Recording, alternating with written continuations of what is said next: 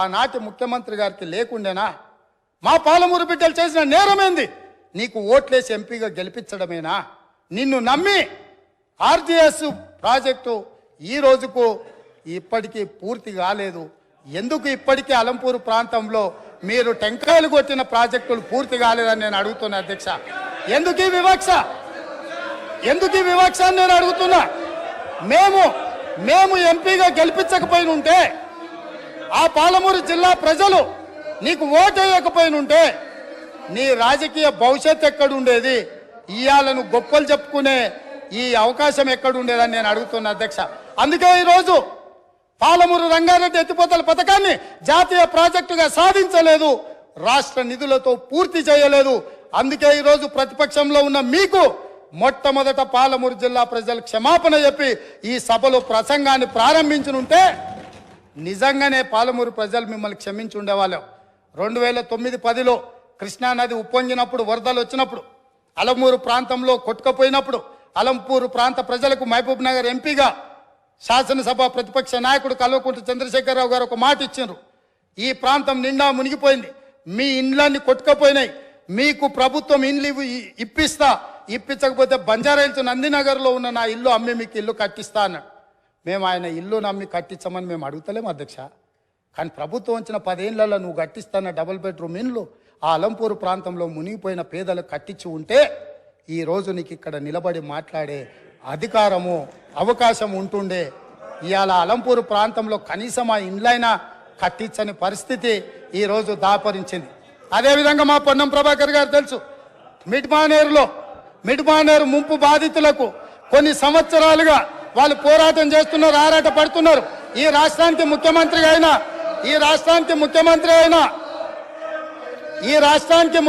అయినా చంద్రశేఖరరావు గారు మిడ్మానేరు ప్రాంత పర్యటనకు పోయిండు. ఏం మాట్లాడిండు? రాజన్న ఆ ప్రాజెక్టులకు అక్కడికి వెళ్ళి, నేను మీ ఊరు అల్లుడిని, మీరు మిడ్మానేరులో ముంపు బాధితులు, మీ అల్లుడు ఈరోజు తెలంగాణ రాష్ట్రానికి ముఖ్యమంత్రి అయిండు, మీకు అందరికీ న్యాయం చేస్తా, మీకు R&R ప్యాకేజ్ ఇస్తా, మీకు ఇండ్లు కట్టిస్తాని స్వయంగా తెలంగాణ రాష్ట్ర ముఖ్యమంత్రిగా నాడు చంద్రశేఖరరావు గారు అక్కడికి వెళ్ళి మాట ఇచ్చిండ్రు. నేను ఈరోజు మిమ్మల్ని అడుగుతున్నా అధ్యక్ష, ఈ రోజు వరకు వాళ్ళు మళ్ళీ అదే వంట వార్పు చేస్తున్నారు, అదే రాస్తారోకలు చేస్తున్నారు, అదే ధర్నాలు చేస్తున్నారు. ఇదే పోలీసులు ఉమ్మడి రాష్ట్రంలో లాఠీ చార్జ్ చేసిన పోలీసులు వాళ్ళ మీద లాఠీ చార్జ్ చేస్తున్నారు. మా మంత్రి పొన్నం ప్రభాకర్ గారు ప్రతి నెల నిరసన కార్యక్రమాన్ని ఇప్పటి వరకు నిరసనలు కొనసాగిస్తూనే ఉన్నాడు. అన్నీ ఉన్న అల్లుడు నోట్లో శని ఉందన్నట్టుగా ఆ మిడ్మానేరు ముంపు బాధితులకు 10 ఏళ్ళైనా న్యాయం జరగలేదు. ఇది న్యాయమా? ఇదేనా ఈ రైతులను ఆదుకునేదని నేను అడుగుతున్నా అధ్యక్ష. అదేవిధంగా R&R ప్యాకేజీలో ఇండ్లు కోల్పోయిన వాళ్లకు, పేదవాళ్లకు ఇండ్ల పట్టాలు ఇస్తారు అధ్యక్ష. ఆ ఇండ్ల పట్టాలు రాజ్యసభ సభ్యులు జోగిన్పల్లి సంతోష్ కుమార్ 250 గజాలు ఇండ్ల పట్టా వారి పేదోడి కింద పట్ట తీసుకున్నాడు అధ్యక్ష. పర్ క్యాపిటా పెంచి, పవర్ పెంచి, శుద్ధమైన నీళ్లు ప్రతి ఇంటికి నల్లాతో ఇచ్చి, ఇవన్నీ చేసి తెలంగాణ సాధించుకొచ్చి అష్ట కష్టాలు పడి గత 25 సంవత్సరాలుగా ఒక యజ్ఞంలాగా దీన్ని తీసుకొని పోతా ఉంటే కాంగ్రెస్ పార్టీ నాయకులు మాట్లాడతారు అధ్యక్ష. కేసీఆర్కి పిండం పెడతాం, ఇవన్నీ చేసినందుకు నాకు పిండం పెట్టాలా? ఈ తిప్పల పడ్డందుకు ఆ పిండం పెట్టాలా? మీ వల్ల కాని పని, మీ నాయకులు ఎంతరో మంది ఎన్నుచూపి పారిపోయినటువంటి తెలంగాణ ఉద్యమాన్ని నేను భుజానేసుకొని అనేక కష్టాలు పడి దీక్షలు చేసి చివరికి నా చావు మీద తెచ్చుకునేంత ప్రయత్నంలో తెలంగాణ తెచ్చిపెడితే మీకు పిండం పెడతామంటే ఎవరు హర్షిస్తారు అధ్యక్ష? ఇదేనా సంస్కారం? ఇదొక పద్ధతి, ఇదొక పార్టీ, దీనికో లెక్కన? చాలా బాధ కలుగుతుంది అధ్యక్ష, దుఃఖం వస్తుంది.